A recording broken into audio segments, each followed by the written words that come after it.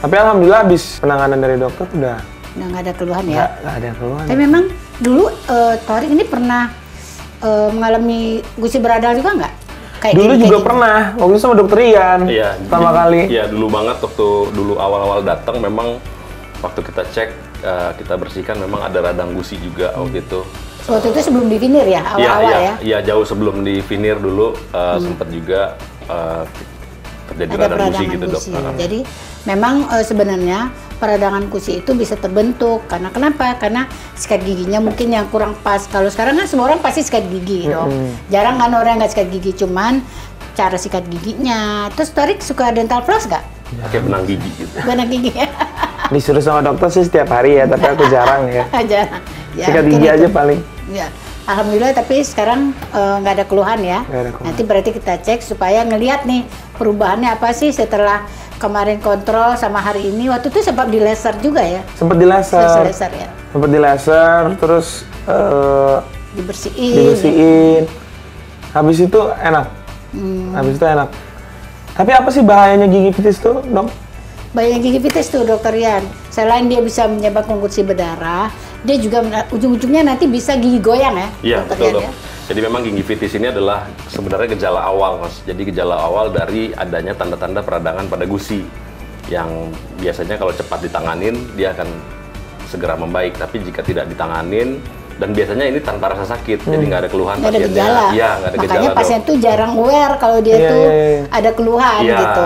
Tapi biasanya karena apa timbul gingivitis tuh? Nah, yang paling sering adalah karang gigi. Karang gigi itu dari mana? Bisa jadi dari tadi yang dokter Devia bilang, cara sikat giginya, mungkin caranya udah benar tapi waktunya yang salah setelah sarapan sama giginya juga sebelum ya? tidur. Ya. Itu awalnya juga dari plak. Jadi itu terbentuknya plak itu dari mana asalnya? Dari sisa makanan yang tidak tersikat dengan bersih di permukaan gigi ya dok? Iya betul dok.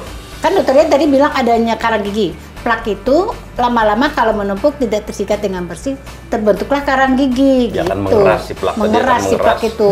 Begitu kemarin kita udah terlambat mas. Belum tenang, masih oke. Belum ada kerusakan tulang dok ya? Belum ada, cuman itu masih ada kan kita, makanya pentingnya kontrol pada pasien-pasien baik veneer maupun tidak veneer, apalagi pasien sudah veneer. Tujuannya apa? Karena kadang-kadang kalau dengan veneer kan ada barang baru tuh di giginya. Kemungkinan kalau tidak dibersihkan dengan baik di rumah, nah akan terbentuk plak itu dengan lebih cepat dibandingkan gigi yang normal ya dok ya, walaupun padahal betul, gigi normal pun terbentuk gitu. Nah artinya dengan veneer ini pembersihannya di rumah harus lebih ekstra lagi dibandingkan dengan gigi yang sehat. Sementara dulu kan gigi sehat aja Torik udah sering ada peradangan gitu, ada gingivitis. Nah ini apalagi setelah veneer, jadi ini harus benar-benar dijaga aja gitu, dirawat dengan benar. Tapi waktu itu nih dok, kan waktu itu udah lumayan bengkak tuh. Penanganan yang dokter lakuin waktu itu apa aja sih? Waktu itu kan kita bersihin dong, karangnya dibersihin, plak-plaknya saya kan liatin Torik tuh plak-plaknya. Plak itu apa sih gitu bentuknya supaya pasien bentuk di mulutnya gitu. Kalau pasien lihat itu ada gambaran putih-putih. Kalau kita raba dengan lidah, dia keset. Kalau kita habis sikat gigi, kita kan suka gini. Ada bagian yang seret, keset, tidak licin. Itu biasanya ada tumpukan plak di situ. Nah itu tandanya pasien biar tahu nih, pemirsa juga tahu. Oh ini ada plak ya, kenapa? Diraba dengan lidah, ada bagian yang keset. Setelah sikat gigi, kita cek lagi nih dengan lidah kita, gerakin lidah kita di permukaan labial, di depan, di dalam, kan bisa digerakin lidah gini, gitu kan ke belakang juga. Nah itu terasa tuh ada bagian yang keset, berarti itu ada plak. Kita sikat lagi dengan bersih gitu, ya kan dokter ya? Iya betul. Terus ada selain di scale waktu itu, ada kayak di laser gitu ada juga di kan? laser.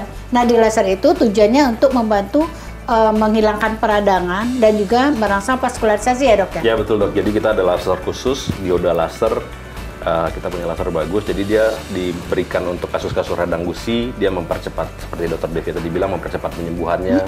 Oh itu laser khusus ya? Iya, laser khusus buat gusi. Jadi khusus laser gusi, dokter Devia beli memang alat yang bagus, dan dia merangsang proliferasi jaringan, jadi regenerasi jaringannya lebih cepat dan hasilnya juga akan lebih baik tentunya. Radangnya juga sembuh gitu. Jadi memang laser kan banyak laser, kayak ini khusus memang laser untuk gigi Pak gitu. Kan kalau bagian lain juga ada laser, kan ada laser kulit, ada laser apa. Nah ini khusus untuk gusi memang, untuk gigi fitis. Gitu. Berarti untung banget ya aku pas ada masalah datangnya ke klinik yang tepat. Masya Allah. Yang penting yang perlu Torik ingat juga dan pemirsa ingat juga, jaga kebersihan gigi, cara sikat gigi yang benar, waktunya yang tepat. Kapan waktunya yang tepat? Sebelum tidur, setelah sarapan pagi. Nah kalau perlu, kalau kita makan di luar, kalau kita nggak bawa sikat gigi, minimal kumur-kumur pakai air putih. Supaya apa? Supaya kotoran, sisa makanan itu tidak timbulkan plak di permukaan gigi, sehingga bisa terbuang sebagian, mungkin walaupun tidak sebersih sikat gigi, tapi bagian itu terbuang pada waktu kita kumur-kumur, ya dok ya? Iya betul sekali dok. Mengganti sikat gigi itu berapa bulan dok sekali? Sikat gigi itu bukan berapa bulannya, tapi bagaimana kerusakannya. Kalau dia rusaknya 1 bulan dipakai tapi udah keriting, ya diganti gitu. Jadi kan orang selalu tanya berapa bulan sih dok pakai sih? Kalau saya sih bilang bukan berapa bulannya, karena kan kadang-kadang ada orang yang udah lama gitu sikatnya nggak keriting-keriting ya dipakai. Tapi kalau udah keriting pasti dipakai. Tapi maksimal sih waktunya biasanya 2-3 bulan biasanya kita ganti lah, dok. gitu. Jadi diganti supaya juga dia lebih steril, lebih higienis juga kan. Dan sikat gigi jangan lupa disimpannya ditutup supaya nggak tercemar dari bakteri. Bakteri medium. Kita pakai yang soft, apalagi orang yang suka gigi fitis ya. Jadi harus pakai yang soft segi gitu. Nah kita sesuaikan dengan mulutnya kita. Kalau mulut kita kecil, kita pakainya sikat gigi yang kecil. Supaya apa? Supaya menjangkau ke bagian belakang daripada si gigi gitu. Supaya pembersihannya benar-benar bersih gitu sampai ke belakang. Yaudah dok, kalau kayak gitu aku mau dong dicek lagi dong. Yuk kita cek ya. Iya. Oke, yuk. Kita cek. Nah sebelum kita kontrol, kita lihat nih rentang fotonya Torik ya. Kita lihat dari bawah dulu yang sebelah kanan. Ini bagus ya, gigi Torik semuanya bagus ya, nggak ada gigi impaksi, nggak ada tambalan, nggak ada perawatan, keren loh. Mas gini masih bagus giginya. Tumbuh dengan baik semua dok. Ini juga nggak ada pocket ya, dokter Rian? Nggak ada ya. Dok, berapa bulan sekali sih harus kontrol ke dokter gigi itu sebenarnya? Seharusnya sih 3 atau 6 bulan sekali, tapi maksimal 1 tahun tuh ada 3 atau 4 kali kontrol. Tujuannya apa? Supaya kalau kita tuh kan lebih baik mencegah daripada mengobati. Jadi ada kelainan apapun yang terjadi di rongga mulut pasien yang mereka tidak tahu, dokter gigi kan bisa lihat baik secara klinis maupun secara ronsen foto. Jadi kita bisa tangani secara pencegahan, jadi bukan pengobatan, karena tetap pencegahan itu jauh lebih baik daripada pengobatan. Betul. Ya dok ya? Sekali, dok. Tapi yang penting kayaknya rasanya dari semuanya karang gigi itu dari plak ya dok? Betul dok. Penumpukan plak yang tidak tersikat bersih, Jadi akhirnya jadi karang. Iya. Jika didiamkan, si plak itu akan berubah jadi karang, dia mengeras dok. Nah itu plak itu kalau kita lihat di bawah mikroskop sangat banyak sekali bakteri di dalamnya dok. Nah makanya lain kali nanti Torik udah mulai pakai ya 2 sisi ya, supaya di tempat supaya tidak ada karang gigi. Karena memang diperlukan itu apa, air liur kita itu untuk sebagai fungsi sebagai cleansing buat Pembersihan sisa-sisa makanan tadi dok. Iya. Kayaknya juga Torik kurang minum ya, kurang air putih. Itu juga harus Ya kurang air putih juga bikin ludah kita lebih kental dok. Ya, kan? Sehingga plak dan karang itu mudah sekali terbentuk. Sini itu sama, tetap harus dijaga, jangan sampai karena giginya warnanya udah bersih terus jadi malah sikat gigi karena kelihatannya giginya bersih aja gitu. Dan kita dok di sini kita punya airflow, jadi ada bubuk khusus yang disemprotkan akan membersihkan sisa-sisa makanan di sela-sela giginya dok. Jadi proses pembersihannya juga pasti akan lebih maksimal, betul dok. Ini untuk menghilangkan yang tadi kan yang kasar-kasarnya dok. Sekarang yang halusnya, terus kita juga mempoles si giginya supaya dia lebih licin, jadinya dia lebih bersih dok. Dan dia juga berfungsi menghilangkan sisa-sisa plak yang masih kurang bersih pada waktu scaling, pada pakai scaler tadi. Nah sekarang ditambah lagi pakai ini, dia tambah jauh lebih bersih. Ya betul dok.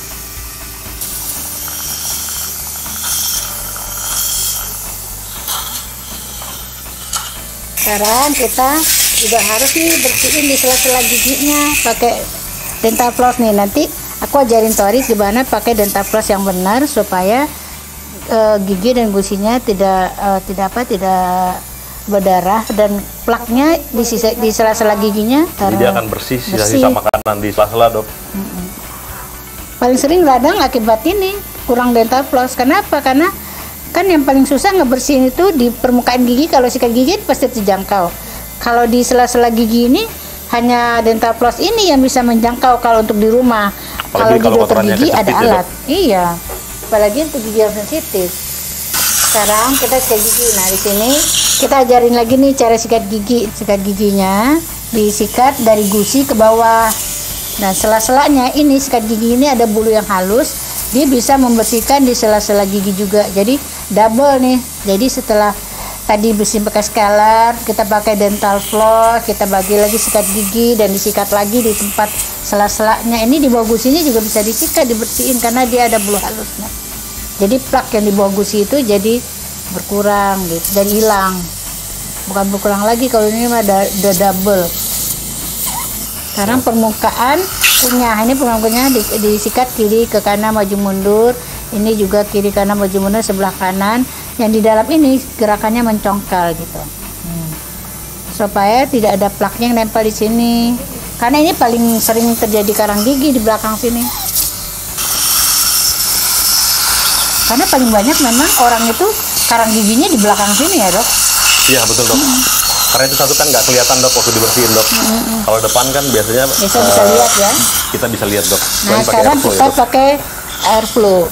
Nah, kita bubuk khusus kita ini punya keistimewaan, Dok. Jadi dia begitu kena gigi, dia akan hancur sehingga dia juga aman untuk di mulut, Dok.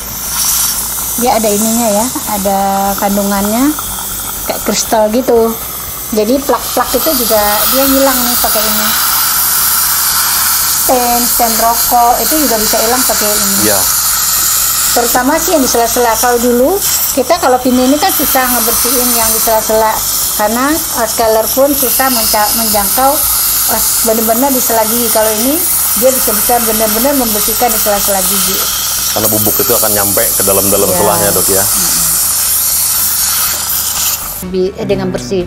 Ada lagi satu alat namanya Gentivelat ya, untuk mendeteksi si plak itu, plaknya. Iya. Plaknya. Jadi kalau dikumurin pakai itu dia akan kelihatan warna merah ya. Iya. Jadi plak-plaknya itu kita kasih warna. Nah, itu bisa lebih kelihatan mana yang plak, mana yang enggak. Jadi dari situ kita juga bisa lihat mana yang disikat dengan baik, mana yang tidak disikat dengan baik. Nah, dari situ kita bisa nilai. Nah, tadi juga saya bilang kalau kontrol, kan tadi Torik ngerasain licin kan, lebih bersih. Karena itu tandanya plaknya tersikat dengan bersih. Kan berasa sendiri tuh kalau kita raba dengan lidah, permukaannya licin kan. Tadi yang terakhir itu ada aromaterapi itu apa ya, Dok? Itu namanya water flow. Gitu. Iya kan? Iya, betul, Dok. Jadi memang dari airflow-nya tadi dia ada bubuk khusus yang tadi aromanya enak. Nah, itu yang fungsinya dia untuk membersihkan. Iya. Membersihkan sampai ke sela-sela. Alat khusus itu si airflow-nya jadi bersihnya pasti lebih maksimal. Dia bisa ngebuang itu juga, buang stand rokok apa itu keangkat sama si itunya, apalagi sela-sela, karena sela-sela gigi itu tidak bisa kita jangkau dengan scaler. Nah, satu-satunya menjangkau itu selain dengan floss, dia bisa juga dengan water flow tadi, air flow tadi gitu. Dok, penyakit apa sih sebenarnya yang bisa memperberat gingivitis itu sendiri? Nah, pemirsa pasti penasaran kan? Kita lihat setelah yang satu ini.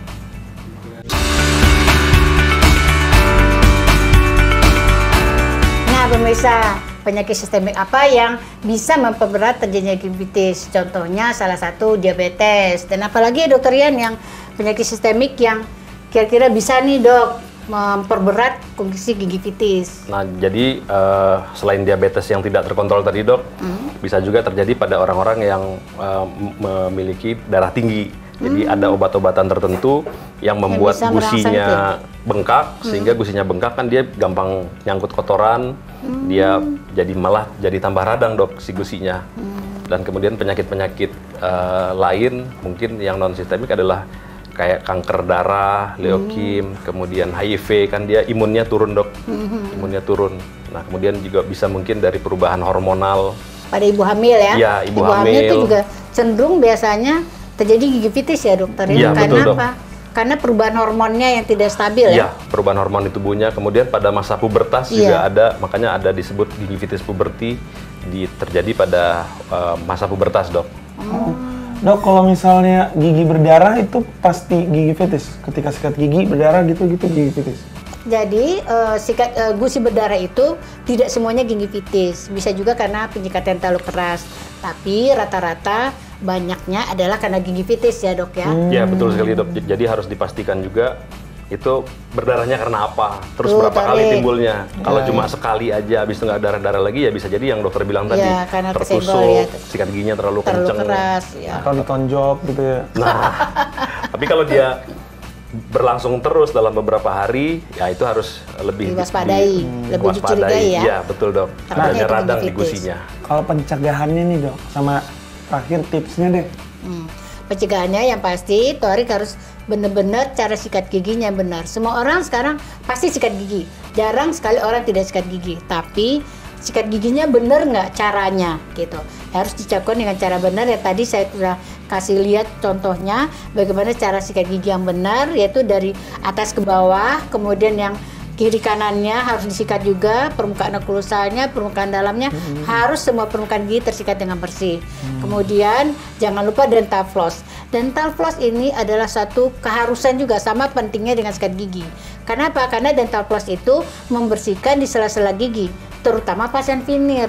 Pasien veneer itu benar-benar harus melakukan dental floss supaya tidak terjadi gingivitis, ya kan, Dok? Ya, betul apalagi sekali, tuh, Dok. Tuh. Tipsnya terakhir, Dok, Dokter Yan. Nah, jadi yang selain Dokter Devia tadi bilang kan caranya, kemudian waktunya juga harus tepat.